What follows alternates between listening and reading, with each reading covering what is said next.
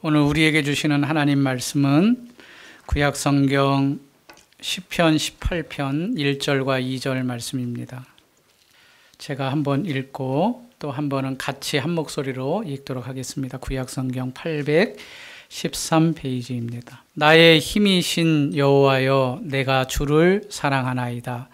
여호와는 나의 반석이시요 나의 요새시요 나를 건지시는 이시요 나의 하나님이시요 내가 그 안에 피할 나의 바위시요 나의 방패시요 나의 구원의 뿌리시요 나의 산성이시로다. 아멘. 한 목소리로 같이 읽겠습니다. 나의 힘이신 여호와여, 내가 주를 사랑하나이다. 여호와는 나의 반석이시요 요새시요 나를 건지시는 이시요 나의 하나님이시요 내가 그 안에 피할 나의 바위시요 나의 방패시요 나의 구원의 뿌리시요 나의 산성이시로다. 아멘. 성경은 당시 배경을 살펴볼 때에 그 의미가 더 또렷해집니다. 오늘 우리가 18편 1절과 2절을 읽었죠. 18편의 전체의 내용을 살펴보려면 이 시가 쓰여진 배경을 살펴보면 이 시가 의미하는 바가 분명해지고 확실해집니다. 오늘 우리가 1절, 2절 읽기 전에 18장 18편 옆에 보면 여호와의 종 다윗의 시라는 글씨가 쓰여지면서 인도자를 따라 부르는 노래다, 그렇게 표제어를 하고 있습니다. 그러면서 또 긴 구절에 설명을 하고 있는데 같이 한번 읽어보실까요? 여호와께서 다윗을 그 모든 원수들의 손에서와 사울의 손에서 건져주신 날에 다윗이 이 노래의 말로 여호와께 아뢰어 이르되, 이 시가 쓰여진 배경을 잠깐 설명을 하고 있는 거죠. 다윗은 굉장히 어려움을 많이 당했는데 어려움을 당한 모든 것들을 다 겪고 난 이후에 이 다윗이 이 노래로 시를 기록을 했다고 말을 합니다. 사실 이 시는 사무엘하 22장에 그대로 나와 있습니다. 사무엘 상하가 다윗과 또 사울 왕, 그러한 그 역사적 기록이 기록되어 있는데 그때의 모든 것을 다 이겨낸 다윗이 이 노래를 불렀던 것이 사무엘하 22장에 그대로 나와 있습니다. 우리가 알다시피 다윗은 어린 나이에 10대 때에 거구 골리앗을 무찔렀죠. 거구 골리앗을 무찌를 수 있는 사람이 한 사람도 없었던 상황 가운데서 여호와의 이름으로 담대히 나가 그 3m나 넘는 거구 골리앗을 무찔렀습니다. 그 이후로 그는 전장에서 나가기만 하면 하나님이 함께 하심으로 항상 승리했습니다. 그런데 승리만 있는 건 아니었습니다. 이러한 승리 때문에, 어떻게 보면 유명세 때문에 이 다윗을 미워하기 시작한 사람도 있었습니다. 그 대표적인 사람이 사울이죠. 다윗은 만만이고 사울은 천천이다. 그 말을 듣고 난 다음부터 불편해지기 시작하며 사울 왕이 어떻게 하면 이 다윗을 제거할까? 심지어는 광야를 헤집고 다니며 그가 피어 있는 곳까지 군대를 동원하며 따라다니면서 다윗을 죽이려 했던 것을 우리가 알고 있습니다. 그런데 그런 상황 가운데서도 다윗을 하나님이 지켜주십니다. 자기의 아들이 또 배신을 하지요. 심지어는 신발도 제대로 신지 못하고 왕궁에서 피신할 정도로 급박한 상황에 다윗이 처해 있었습니다. 그런데도 하나님은 이 다윗을 안전하게 지켜주십니다. 그런데 오늘 본문의 내용을 살펴보면 좀 특이한 점이 있습니다. 사실 우리 한글 성경으로는 발견할 수 없는 것인데 히브리어, 원래 쓰여있던 히브리어의 그러한 문구를 쫙 보면 특이한 점이 발견되는데 그게 뭐냐면 동사의 형태가 미완료 형태로 기록이 되어 있다는 겁니다. 우리도 시제라는 게 있잖아요. 우리말에도 과거형, 현재형, 미래형. 과거는 뭐뭐 했었다, 했다. 지금은 하고 있다. 그리고 미래는 할 것이다. 그렇게 이제 나눠서 사용을 하잖아요. 그런데 히브리어에도 그런 시제가 있습니다. 그런데 미완료형 시제를 이 시편 18편의 동사에서 많이 사용을 하고 있다는 겁니다. 그런데 한번 생각해 보십시오. 이 다윗이 과거의 자기의 경험을 다 이야기하면서 예전에 내가 이런 일이 있었는데 이렇게 하나님께서 도와주셨다. 이런 어려움을 극복해 주셨다.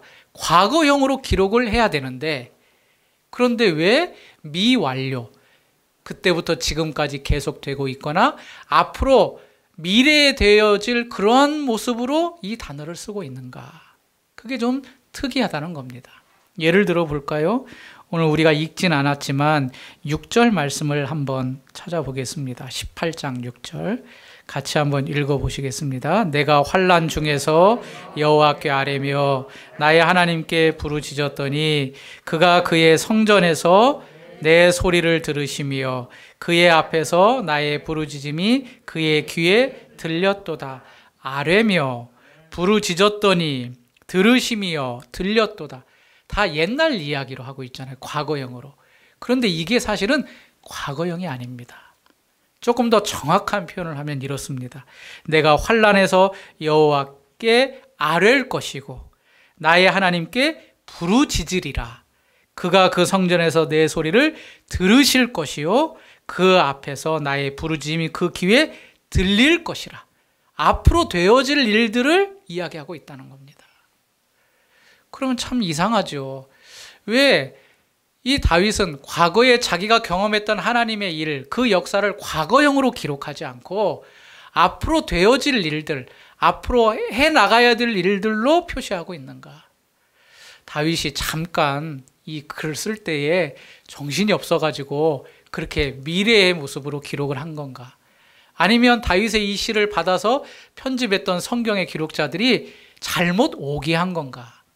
분명히 그렇진 않았을 것입니다. 과거에 있었던 일을 앞으로 다가올 일처럼 기록한 데에는 하나님의 분명한 우리에게 말씀하시고자 하는 의미가 여기에 포함되어 있다는 겁니다. 그래서 다윗이 18편을 노래하면서 미완료의 형태의 동사를 사용한 것은 크게 두 개로 풀어볼 수 있습니다. 첫 번째 의미는 하나님의 도우심이 자기에게 있었듯이 앞으로 오고 오는 세들의 주의 사랑하는 백성들이 자기처럼 하나님을 의지하면 하나님께서 도우실 것이다 라는 의미로 미래형으로 표시를 했다는 겁니다. 또 하나는 더 넓은 의미인데 여기에는 앞으로 오실 메시아에 대한 예언이 포함되어 있는 것입니다. 많은 원수들에 의해서 죽을 고비를 넘겼던 다윗의 상황, 그 상황과 마찬가지로 앞으로 십자가를 지며 고난을 받으시며 우리의 구속주로 오실 그 예수 그리스도가 바로 다윗의 상황과 비슷하기 때문에 미래형으로 그렇게 기록을 했다고 그렇게 풀이를 하고 있습니다. 어찌되었던 이 시편 18편은 다윗의 개인적인 시입니다. 그러나 이 안에는 앞으로 오고 오는 세대들, 즉 하나님을 믿고 하나님을 섬기는 백성들에게 주시는 메시지가 있다는 것을 우리로 확인케 하는 것입니다. 여러분 2023년도 새해에는 건강하시고 또 집안에도 하나님의 복이 가득하시기를 축복합니다. 정말 그런 은혜가 넘치기를 바랍니다. 2023년도 우리 주안의 교회도 어떻게 앞으로 전진할까, 하나님의 은혜를 구할까 기도하다가 올 한 해는 이 한 해에는 하나님을 더 만나고 하나님을 더 사랑했으면 좋겠다. 그런 마음이 들었습니다. 그래서 오늘 이 앞에 현수막도 있지만 우리 2023년도 표어를 이렇게 정했습니다. 한번 읽어보실까요? 하나님을 사랑하는 교회. 그래서 이 시편 18편 1절의 말씀을 근거로 하나님을 사랑하는 교회가 되자. 하나님을 만나고 하나님을 더 사랑하는 교회가 되자. 그렇게 마음의 소원을 가지고 달려가려고 합니다. 우리 여러분들도 올 한 해 하나님을 더 사귀며 만나고 하나님을 사랑하는 한 해가 되시기를 주님의 이름으로 축복합니다. 시라는 것은 개인의 감정이 담겨져 있죠. 정서가 거기에 녹아져 있습니다. 그런데 시편의 시는 좀 다릅니다. 개인의 감정과 정서뿐만 아니라 이 시는 본인의 삶의 역사가 담겨져 있는 이후에 그 위에 본인의 감정과 정서를 실었습니다. 이 땅을 살아가면서 실제적으로 하나님을 체험한 이야기가 바로 시편입니다. 그래서 시편을 읽다 보면 왠지 모르게 친근감이 있습니다. 왜냐? 그 인생이 겪었던 일이 곧 내가 겪고 있는 일이기 때문에 그렇습니다. 그래서 어떤 분들은 이 시편에 두 가지 요소가 있다고 말하는데, 하나는 시편에는 개인적 간증이 있다. 그리고 또 하나는 그 간증을 하게 하신 하나님을 찬양하는 송영이 있다. 그렇게 두 가지로 구분을 해서 말을 합니다. 결국 하나님을 만났던 그 인생의 삶의 간증 위에 그의 고백이 되어진 게 시편이고, 그를 통하여서 하나님을 찬양하는 곡이 바로 시편에 녹아져 있다는 것입니다. 사랑하는 성도님들, 우리가 믿는 하나님은 참으로 놀랍습니다. 왜 놀라운가? 저는 두 가지로 생각하고 싶습니다. 하나는 온 우주 만물을 지금도 운행하시는 분이기 때문에 위대하시고 놀랍습니다. 또 하나는 이 큰 우주, 우리가 상상할 수도 없는 그런 우주 만물을 운영하고 있을 뿐만 아니라 나 개인, 이 땅에 있는 모든 사람들도 간섭하시고 섭리하시는 분이기 때문에 또 놀랍습니다. 성경에 보면 이런 표현이 있죠. 너희의 머리털까지도 세신 바 되었다. 사실 우리의 머리털이 몇 개 있는가 정확히 알지 못하잖아요. 뭐 대충 몇만 개가 있다 말하지만 각자마다 또 다르잖아요. 그런데 하나님은 그 각자의 머리털까지도 다 세신 바 되시는 위대하신 하나님이시자 또 세밀하신 하나님이시다. 그 하나님을 우리가 믿고 있는 겁니다. 그래서 이 하나님이 살아계심을 각자에게 보여주십니다. 내가 살아있다. 내가 너의 하나님이다. 라는 것을 우리로 깨닫게 하시는 거죠. 어떤 성도님이 저한테 문자를 보내주셨어요. 보내주시면서, 목사님은 하나님이 살아계심을 믿습니까? 그러면서 하나님을 만난 적이 있습니까? 그렇게 말씀하시더라고요. 만난 적이 있습니까? 여러분, 하나님 만난 적이 있습니까? 없습니까? 근데 그분이 말씀하시는 만남이라는 것은 실제적인 접촉을 의미합니다. 그러니까 뭐 신비한 경험, 이런 것들을 의미하는 그런 뉘앙스로 나에게 보내주셨습니다. 그런데 여러분, 우리가 하나님이 살아계시다는 것을 믿지만 하나님을 실제로 만날 수는 없습니다. 만지거나 얼굴을 보거나 발등에 손을 얹거나 그럴 수는 없습니다. 왜냐하면 존재 자체가 다르신 분이기 때문입니다. 하나님은 영이십니다. 우리는 물입니다. 존재 자체가 다르기 때문에 하나님이 얼굴이 있다, 등이 있다, 손가락이 있다, 그렇게 우리는 생각할 수 없습니다. 가톨릭에서는 형상을 만들지요. 마리아의 형상을 만들고 예수님의 형상을 만들어서 어떤 분들은 거기에 손을 대고 기도를 합니다. 보이는 형상에 대고 기도하면 무엇인가 기도가 더 빨리 이루어질 것 같고 내 마음이 평안한 마음이 있을 것 같아서 이렇게 손을 댑니다. 그러나 우리가 믿는 진짜 하나님은 그러한 형상을 만들기를 원하지 않으셨습니다. 제2계명에서 그랬죠. 어떤 것도 형상을 만들지 말라고. 그러면 우리가 하나님을 어떻게 만나게 되는가? 우리가 하나님을 만났다는데 어떻게 만나는가? 1대1로 형상을 주고 만나는 것이 아니라 우리가 하나님을 만날 수 있는 유일한 방법은 믿음으로 만납니다. 믿음으로. 우리 성도님들도 그러한 시험들 해보셨을 겁니다. 어릴 때, 주로 초등학교 때 많이 하죠. 그 돋보기를 가지고 검정색 먹지를 이렇게 태우는 실험 다 해보셨죠? 그래서 좀 장난기 있는 친구들은 그 돋보기를 가지고 친구의 손을 태워가지고 친구가 막 뜨거워가지고 막 깜짝 놀라게끔 그렇게 하는 경우도 있지요. 저도 먹지를 많이 태웠던 것 같습니다. 돋보기가 없을 때는 안경을 가지고 하기도 하고, 이런 돋보기가 그 기능을 하고 있으니까. 그냥 우리가 평상시 생활할 때는 이 햇빛이 얼마나 우리에게 유익이 있는지, 얼마나 열이 강한지 알지 못합니다. 그런데 돋보기라는 도구를 탁 들이다가 보면 이 햇빛이 모아져가지고 거기에 엄청난 뜨거움을 발생하게 하고 거기가 또 불이 나게 되는 그러한 것을 발견하고 알게 되는 것처럼 우리가 믿음의 눈을 가지고 믿음이라는 도구를 가지고 하나님을 만난다는 이야기죠. 2023년도 살아계신 하나님이 나의 하나님이심을 고백하는 여러분들이 되었으면 좋겠습니다. 천지 만물을 운영하시는 그 하나님이 나의 하나님이시다.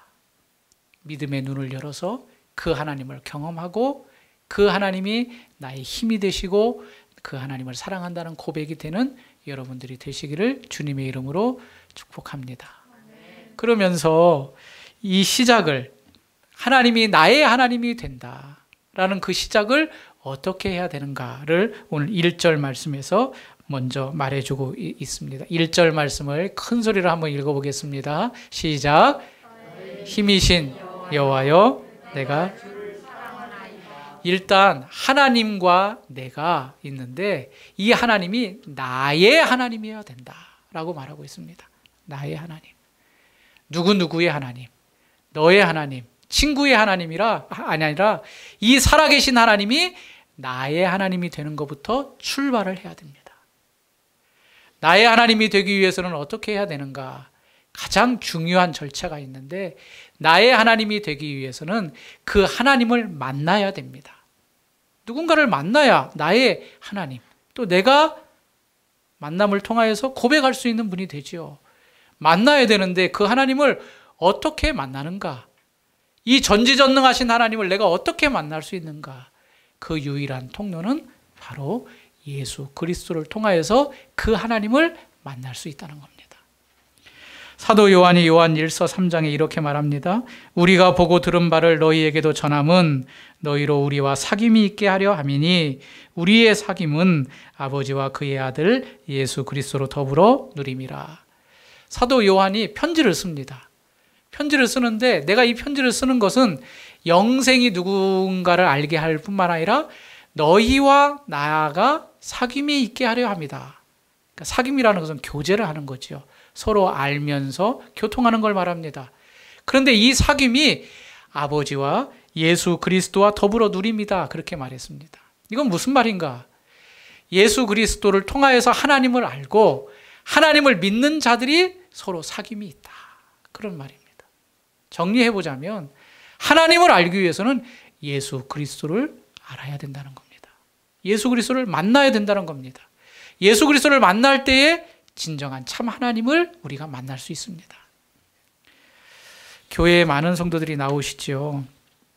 교회는 다니지만 실제적으로 내가 예수님과 개인적으로 만남이 있는 사람이 몇 명인가 확인을 해보면 많은 사람들이 그냥 교회만 왔다 갔다 하시지 내가 예수님을 만났다라고 자신 있게 말할 수 있는 사람이 많지 않습니다. 여러분, 하나님을 믿는다는 것은 예수님을 만나는 것부터 출발합니다. 예수님을 만나야 하나님과 교제할 수 있고 하나님과 사귈 수 있습니다. 어떻게 예수님을 만날 수 있는가? 예수님이 내 죄를 짊어지시고 십자가에 죽으셨다는 사실을 내가 받아들일 때 그때 예수님을 만나는 겁니다. 예수님이 나의 구세주가 되시고 나의 주인이 되어주신다는 것, 이럴 때에 예수님과 내가 만나고 예수님과 만남을 통하여서 성부 하나님과의 되는 것입니다. 에베소서 3장 12절에 우리가 그 안에서 그를 믿음으로 말미암아 담대함과 확신을 가지고 하나님께 나아감을 얻느니라. 우리가 예수 그리스도 안에 있을 때에 담대함과 확신을 가지고 하나님께 나아감을 얻는다. 예수 그리스도와의 만남이 없으면 하나님께 나아갈 수가 없습니다. 우리가 하나님이 전지전능하신 하나님이고 나의 인도자 되시는 그 하나님임을 안다면, 그 하나님께 의뢰한다면 예수 그리스도를 통하여서 나아갈 수 있는 길밖에 없다고 말씀을 하시는 거죠. 그런데 이러한 예수 그리스도, 그 예수 그리스도가 나의 죄를 다 용서해 주시고 그 만남이 이루어지면 자연스럽게 우리에게 오는 게 있습니다. 그게 뭐냐면 그 하나님이 나를 사랑하신다는 사랑의 속삭임을 듣는다는 것입니다. 왜냐하면 하나님은 그 본질이 사랑이시기 때문입니다. 내가 예수 그리스도를 믿습니다. 예수 그리스도를 믿고 살아계신 하나님 앞에 담대하게 나아갑니다. 그 하나님이 사랑의 하나님으로 나에게 다가옵니다. 여러분, 하나님은 사랑이십니다. 사랑이 아니시면 이 땅에 예수 그리스도를 보낼 이유가 없습니다. 예수 그리스도를 보내주셔서 우리를 구원할 이유가 없습니다. 하나님이 나를 사랑하셨기 때문에 예수 그리스도를 보내셨고, 예수 그리스도를 보내셔서 우리로 믿게 하셔서 예수 그리스도를 통로로 하나님을 사귀게 되는 것이죠. 어떤 분들은 하나님을 두려워만 합니다. 그래서 하나님이 나에게 벌 주시면 어떨까? 내가 이렇게 잘못했는데 하나님이 나에게 징계하시면 어떨까? 그런 생각을 많이 갖습니다. 물론 하나님 앞에 우리는 거룩하게 살아야 되죠. 범죄해서는 안 됩니다. 그런데 하나님의 속성에 가장 우선순위 되는 가장 우선적인 속성은 우리를 징계하시는 그러한 채찍보다는 하나님이 우리를 사랑하시는 사랑의 속성이 가장 우선입니다.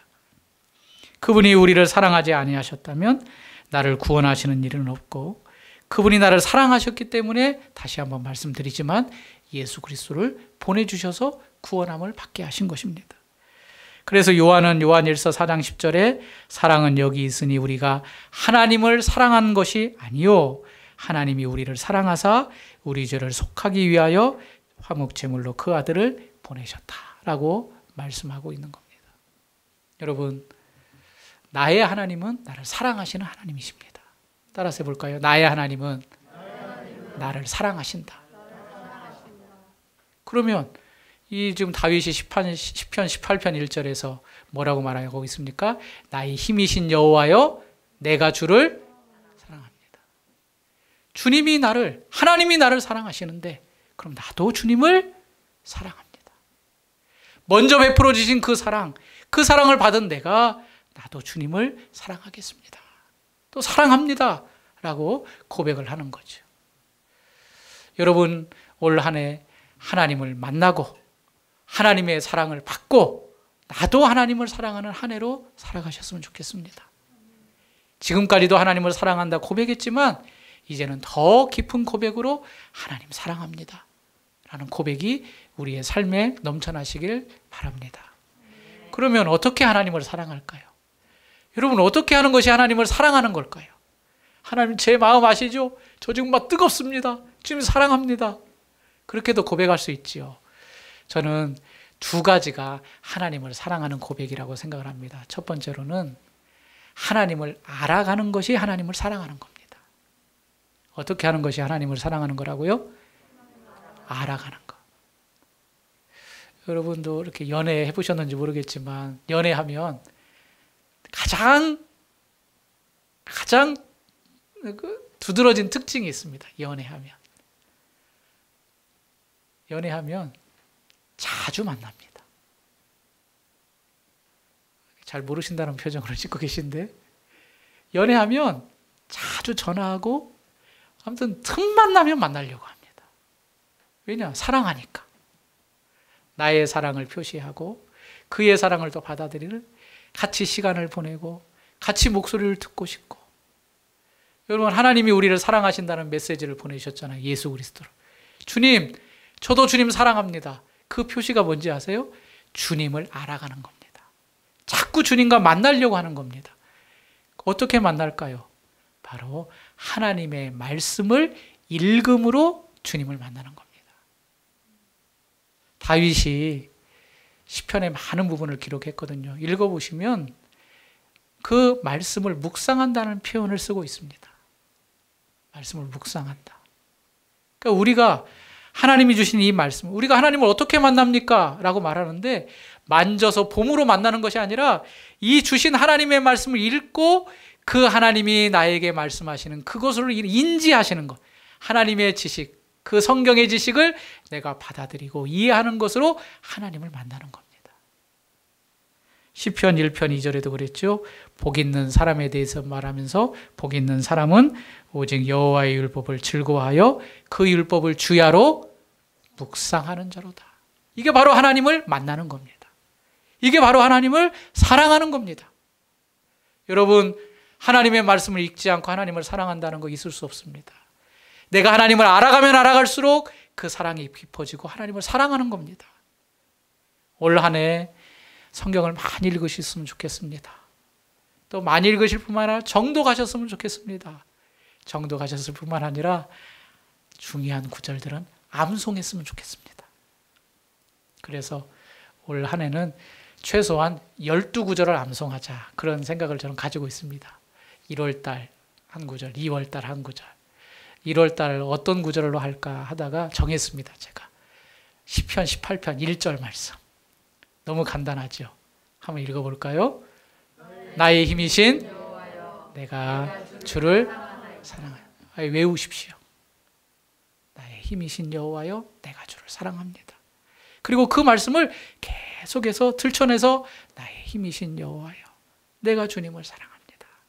묵상하며 이 말씀을 되새겨 보십시오. 이 가운데 주님의 손길이 느껴지고 하나님의 은혜가 나에게 다가오며 주님 사랑합니다. 주님 사랑합니다. 그런 고백이 더 깊어질 줄 믿습니다. 또 하나, 하나님을 사랑하는 것은 하나님께 기대는 것입니다. 어떻게 하는 게 하나님을 사랑하는 거라고요? 하나님을 기대는 거. 2절 말씀을 같이 읽습니다. 시작. 여호와는 나의 하나님이시요 내가 그 안에 피할 나의 바위시요 나의 방패시요 나의 구원의 뿌리시요 나의 산성이시로다. 1절에서는 힘이라고 말을 했고 2절부터는 반석이요 요새요 건지시는 이요 하나님이시요 피할 바위시요 방패시요 구원의 뿌리시요 산성이라고 했습니다. 이런 걸 들으면 어떤 느낌이 듭니까? 든든함, 버팀목 그런 느낌 들지 않습니까? 흔들리지 않는 바위, 요새, 산성, 누구도 해칠 수 없는 힘, 구원할 이, 구원의 뿔 이런 것들이 든든함, 버팀목입니다. 거기에 내가 기대는 겁니다. 바로 이게 하나님을 사랑하는 겁니다. 하나님 저는 할 수 없습니다. 저는 넘어집니다. 나의 유일한 소망, 나의 버팀목은 하나님밖에 없습니다. 그래서 내 자신을 포기하고 나를 하나님께로 가까이 가는 것, 이게 바로 하나님을 사랑하는 겁니다. 아까 6절 말씀을 읽었는데 6절 말씀에서 이렇게 말하죠. 내가 환난 중에서 여호와께 아뢰며 나의 하나님께 부르짖었더니 그가 그의 성전에서 내 소리를 들으시며 그의 앞에서 나의 부르짖음이 그 귀에 들렸도다. 여기에 특별히 뭐라고 말하냐면 환난 중에서 여호와께 아뢰며 나의 하나님께 부르짖었다. 이건 뭘 말합니까? 기도를 말합니다. 여러분, 하나님께 기대는 게 뭡니까? 기도하는 겁니다. 특별히 두 가지로 말하고 있죠. 아뢰며 부르짖었다. 하나님께 아뢰는 겁니다. 하나님, 내 형편이 이렇습니다. 이런 걸 좀 다른 표현을 하면 하나님께 이르는 겁니다. 하나님 저 이래요. 제 형편이 이래요. 하나님 아시죠? 아뢰일 뿐만 아니라 두 번째로 부르짖는 겁니다. 자녀들이 와가지고 엄마 아빠한테 엄마 아빠 내 사정이 이래요. 엄마 아빠가 모르는 것 같아요. 다 압니다. 그런데 자녀됨의 기본은 알더라도 하나님 앞에 아뢰는 겁니다. 그리고 아뢰일 뿐만 아니라 하나님 앞에 도와달라고 부르짖는 겁니다. 이게 바로 하나님을 의지하는 거고 하나님께 기대는 겁니다. 이게 결국에는 하나님을 사랑하는 겁니다. 하나님을 사랑하는 여러분 되시길 바랍니다. 올 한 해 말씀과 기도의 생활이 깊어지길 되기를 여러분 정말 간절히 바랍니다. 더 많이 말씀 있고 그 안에서 하나님의 사랑을 느낄 뿐만 아니라 하나님을 사랑한다는 고백이 나오고 하나님만을 기대므로 인하여서 그 하나님이 나를 인도하신다는 사실을 경험하는 그러한 축복된 한 해가 되시기를 간절히 바랍니다. 여러분 요즘에 우울증으로 인해 힘들어 하시는 분들이 많이 계셔요. 외로움도 많이 타시고. 그런데 어떻게 보면 외로움이 기회입니다. 아무도 나를 알아주지 않아요. 아무도 내 편이 아닌 것 같아요. 그때에 누가 나의 편일까요? 내가 기댈 수 있는 분이 누굴까요? 하나님입니다. 성경에 큰 일을 하였던 정말 주의 일을 감당하였던 사람들을 보면 다 외로움 가운데 하나님을 만났습니다. 엘리야도 그랬죠. 하나님 날 죽여달라고. 혼자 외롭고 아무도 없을 때 그때 하나님께서 만나주셨고 요나도 그의 명령을 피해 도망갔지만 큰 물고기 뱃속에서 홀로 있을 때 하나님이 찾아오셔서 하나님을 경험했고 여러분 외로울 때 다른 생각 먹지 마십시오. 외로울 때가 오히려 하나님께 기댈 수 있는 시간임을 기억하고 하나님께 더 가까이 나아가는 성도님들이 되시기를 바랍니다. 어떤 교수님이 학생을 이렇게 가르치다 보니까 두 부류의 학생이 가장 싫대요. 두 부류의 학생. 첫 번째 부류는 자기가 잘 안다고 교만한 학생. 그러니까 뭘 가르쳐주면 다 알고 있어요. 오히려 교수님보다 더 뛰어난 그 학생은 싫대요. 또 하나는 포기하는 학생. 그냥 시작부터 포기한대요. 그런 학생이 교만한 학생도 싫고 포기하는 학생도 싫고. 자녀들이 성년이 되면 홀로 서야 되지요. 성년이 되면 자기 앞가름을 해야 됩니다. 정상적입니다. 그런데 우리 신앙의 성년은 자기가 홀로 설 수 없다고 고백하는 사람이 성인입니다. 시간이 지나면 지날수록 인생을 더 살면 살수록 하나님 앞에 더 기대려고 하고 하나님의 도움을 더 바라려고 하고 바라옵고 나옵기는 우리 귀한 주안의 교회 성도님들이 올 한 해 하나님만 의지하고 기대므로 오늘 다윗의 고백이 여러분들의 고백이 되시기를 소원합니다. 진짜 하나님만이 나의 힘이다. 하나님만이 나의 산성이다. 구원의 뿌리시다. 흔들리지 않는 요새시다. 든든한 바위시다. 나의 하나님이시다. 이런 하나님으로 이런 신앙으로 승리하며 살아가는 한 해가 되시길 바랍니다. 다시 한번 고백할까요? 나의 힘이신 여호와여, 내가 주를 사랑합니다. 1월 달에 꼭 암송하시고 이번 한 주간도 계속 이 고백을 통하여 하나님을 만나고 하나님께 기대므로 정말 첫 출발을 신앙으로 출발하는 우리 귀한 성도님들이 되시기를 주님의 이름으로 부탁드립니다. 하나님 아버지 감사합니다. 우리가 기댈 곳은 이 세상과 사람이 아님을 다시 한번 고백합니다. 하나님이 나를 먼저 사랑해 주셨사오니 이제는 하나님을 사랑하는 한 해가 되게 해 주옵소서. 말씀을 가까이 하며 기도하며 하나님이 나의 어떠함 되심을 경험하는 축복된 한 해가 될 수 있도록 도와주옵소서. 예수 그리스도의 이름으로 기도하옵나이다. 아멘.